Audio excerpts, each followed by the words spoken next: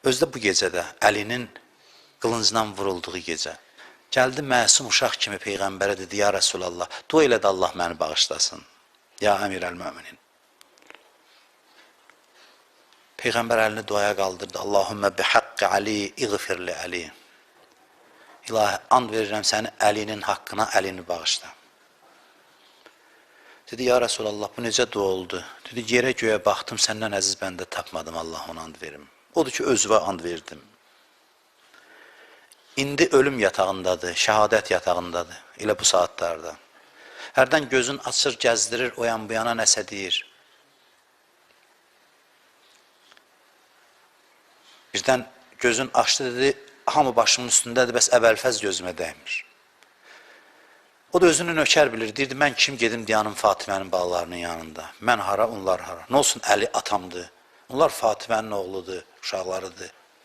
Dedilər, ya Əmirəl-Möminin, qonşu otaqdadır, dedi, çağırın onu. Həzrət Zeynəb getdi, gördü, başını qoyub divara yana-yana ağlayır, dedi, atam səni çağırır. Əlindən tutdu, gətirdi atasının başının üstünə. Yazırlar Əbəlfəz ağa ilə İmam Hüseynin, özüm adını çəkirəm, Babul Həvaizdə ona görə. Əllərini qoşalaşdırdı, dedi, Əbəlfəz, qardaşım bir çətin gün olacaq, yaman gün olacaq, o gün yanında ol. Ondan sonra deyir, heç zaman yanından əl çəkmirdi.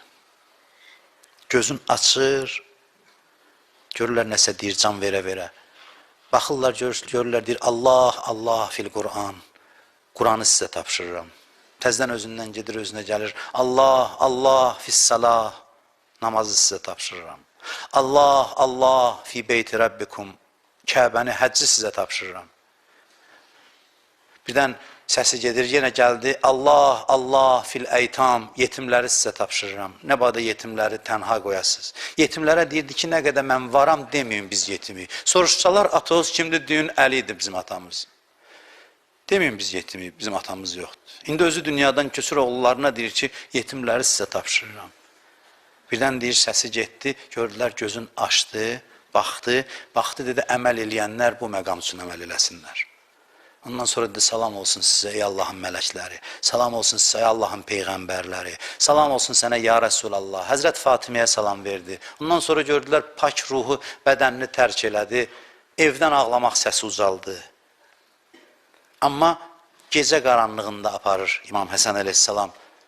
Neçə nəfərlə aparır, onu dəfn eləyir, qayıdır, gəlir.